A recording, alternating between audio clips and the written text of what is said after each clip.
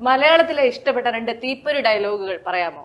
തീപ്പൊരി ഞാൻ അഭിനയിച്ചിട്ടുള്ള ഏറ്റവും തീപ്പൊരി ഡയലോഗ്സ് എനിക്ക് കിട്ടിയിട്ടുള്ളത് രഞ്ജി പണിക്കർ എഴുതിയ സ്ഥലത്തെ പ്രധാന പയ്യൻസിലെ ഡയലോഗ്സ് ആണ്. ഒരെണ്ണം പറയൂ.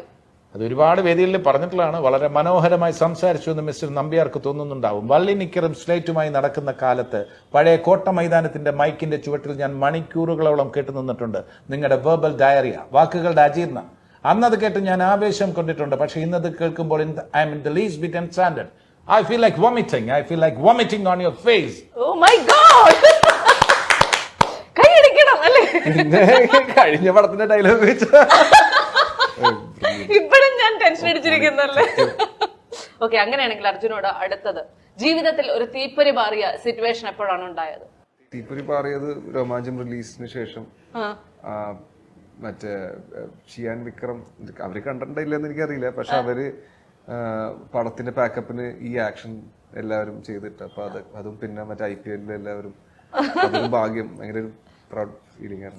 പിന്നെ ഇവിടെ കിടക്കണ ഞാൻ അഭിനയിച്ചൊരു ക്യാരക്ടർ അവരത് പാക്കപ്പിനൊക്കെ പിന്നെ രോമാഞ്ചത്തിലെ ഒരു ആക്ഷൻ ഇട്ട പോലെ ഈ തീപ്പൊരി പിന്നിലെ ഒരു ആക്ഷൻ ഉണ്ട്. അതെ, അതിൽ കുറച്ച് കൈയും കൂടെ ഉണ്ട്. അത് ജോജി ചേട്ടന്റെ ഒരു പുള്ളി എപ്പോഴും അങ്ങനെയാണ്. ഇതിന്റെ ഡയറക്ടർ ജോജി എന്ന് തന്നെ പുള്ളി സംസാരിക്കുമ്പോഴും പുള്ളിനെ എക്സൈറ്റ് ചെയ്യിപ്പിക്കുന്ന ഒരു മൊമെന്റ് ഒക്കെയാണ് പുള്ളി ഒരു സാധനം ഒക്കെ ഇടും. അപ്പൊ അങ്ങനെ അവര് പറഞ്ഞൊരു സാധനം പിന്നെ ഞാൻ ചോദിച്ചു അത് ഇടക്ക് പിടിക്കട്ടെ എന്ന് പിടിച്ചോളാം. ജഗദീഷ് ചേട്ടൻ ജീവിതത്തിൽ നടത്തിയ ഒരു തീക്കളി പറയാമോ? തീക്കളി ജീവിതത്തിൽ ഇതുവരെ മറക്കാൻ പറ്റാത്ത ആ തീക്കളി എന്ന് പറഞ്ഞ് തെരഞ്ഞെടുപ്പിൽ മത്സരിച്ചത്. എത്ര ദിവസം ഉറങ്ങാതിരുന്നു? ഒരുപാട് ദിവസം ഉറങ്ങാതിരുന്നു, ഒരുപാട് ദിവസം കഠിനാധ്വാനം ചെയ്തു. വെളുപ്പിന് 4 മണിക്ക് എഴുന്നേറ്റ് 5 മണിക്ക് റെഡിയായി 5:30 6 മണിയോടുകൂടി തെരഞ്ഞെടുപ്പ് പ്രവർത്തനമാണ്. ഓരോ വീടുകളിലും അതിന്റെ വാഹനജാഥയും കാര്യങ്ങളും ഒക്കെ. ഇന്നത് ആലോചിക്കുമ്പോൾ അതൊരു എക്സ്പീരിയൻസ് ആണ്. പക്ഷെ ആലോചിക്കുമ്പോൾ എന്നെ സംബന്ധിച്ചിടത്തോളം ഒരു എന്താ പറയാ, ഹൊറിഫൈങ്. ഇനി ഒരു ഇലക്ഷനോട് മത്സരിക്കില്ലേ? ഞാൻ രാഷ്ട്രീയം ഉപേക്ഷിച്ചു, പൂർണ്ണമായിട്ട് ഉപേക്ഷിച്ചു. രാഷ്ട്രീയം എനിക്ക് പറ്റിയതല്ല, എനിക്ക് അതിനുള്ള കഴിവില്ല. രാഷ്ട്രീയം മോശമായിട്ടല്ല, ഞാൻ അതിനെ പറ്റിയ ആളല്ലാത്തതുകൊണ്ട്. പറഞ്ഞു മനസ്സിലായില്ലേ? രാഷ്ട്രീയത്തില് ഇറങ്ങി വിജയിച്ചവരാണ്. ഇന്നസെന്റേട്ടൻ 2ാമത്തെ പ്രാവശ്യം പരാജയപ്പെട്ടു, എന്നാൽ പോലും ഒരിക്കലെങ്കിലും വിജയിച്ചല്ലോ. ഞാൻ ഒരു പ്രാവശ്യം നിന്നിട്ട് പരാജയപ്പെട്ട ആളല്ലേ. അർജുൻ ഒരിക്കൽ എപ്പോഴെങ്കിലും രാഷ്ട്രീയത്തിൽ ഇറങ്ങാൻ ഉദ്ദേശമുണ്ടോ? ബുദ്ധിയുണ്ടേ വരില്ല. ചിന്തിച്ചിട്ടില്ല ഇതുവരെയായിട്ടും. നമുക്ക് എനിക്ക് പേഴ്സണലി എനിക്ക് പറ്റിയ പണിയല്ലാന്ന് എനിക്ക് അറിയാം നല്ല രീതിക്ക്.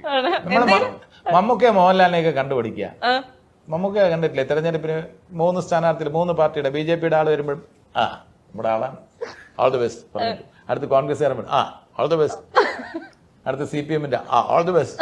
3 കാൻഡിഡേറ്റ്സും വെളിയിൽ ഇറങ്ങിയിട്ട് പറയും മമ്മൂക്ക എല്ലാ ഓൾ ദി ബെസ്റ്റും പറഞ്ഞിട്ടുണ്ട്. പുള്ളി നൈസ് മാൻ. 3 കാൻഡിഡേറ്റ്സും പറയും. പുള്ളി എല്ലാ ഉമ്മൻചാണ്ടി സാറിന്റെ മീറ്റിംഗിൽ പോകും, VD സതീശന്റെ മീറ്റിംഗിൽ പോകും, രമേശ് ചെന്നിത്തലയുടെ പോകും, പിണറായി വിജയൻ സഖാവിന്റെ മീറ്റിംഗിൽ പോകും.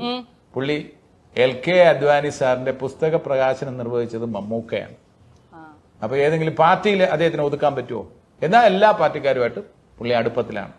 അത് എന്ന് പറഞ്ഞാൽ ഞാൻ സമ അടുപ്പമാണ്, എല്ലാ പാർട്ടികളുമായിട്ടും സമ അടുപ്പം.